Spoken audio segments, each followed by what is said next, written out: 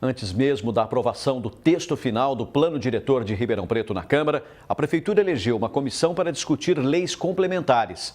O novo grupo vai ser composto por integrantes da administração e sociedade civil organizada.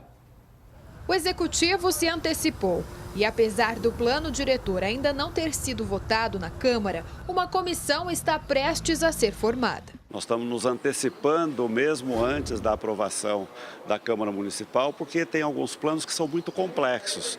Plano de macrodrenagem, por exemplo, o novo Código de Obras, a Lei de Parcelamento, Uso e Ocupação do Solo, o Código de Meio Ambiente, que precisa ser atualizado também. Já foi marcada audiência para eleger os representantes da sociedade civil organizada que farão parte do núcleo de acompanhamento da elaboração e revisão das leis básicas e complementares do plano diretor.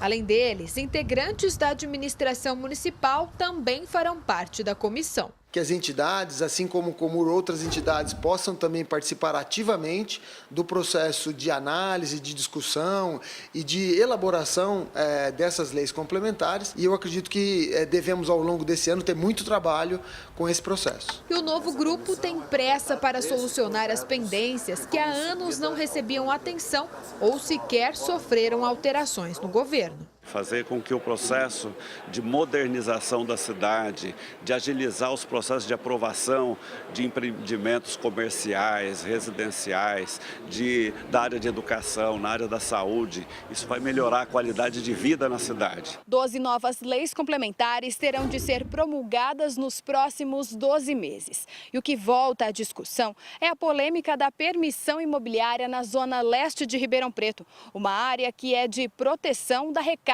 do aquífero Guarani. Enquanto as leis complementares não estiverem devidamente aprovadas, a Zona Leste ficará em stand-by.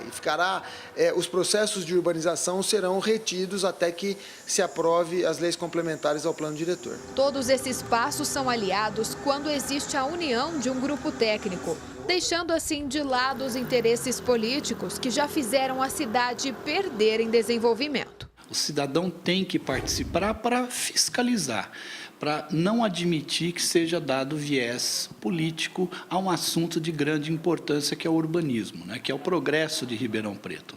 Thaís Mantoani para o Jornal da Clube.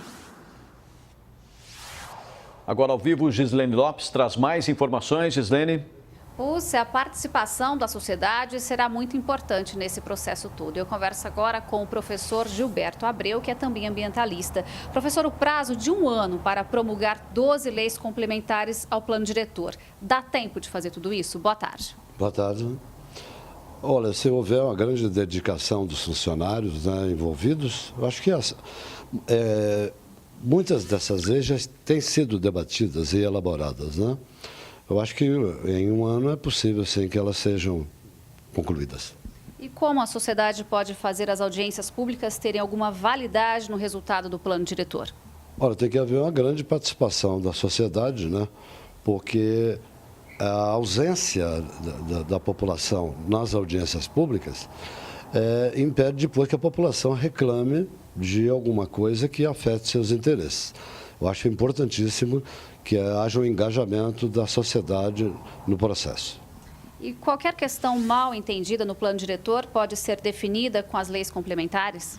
O plano diretor é um plano genérico, que traça as diretrizes gerais. E as leis complementares, elas produzem os regramentos pontuais.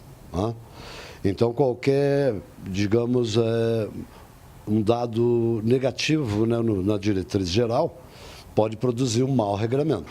Então, por isso que é importante a participação da população. Professor, dentre as leis complementares, a de uso e ocupação do solo é a mais delicada para Ribeirão?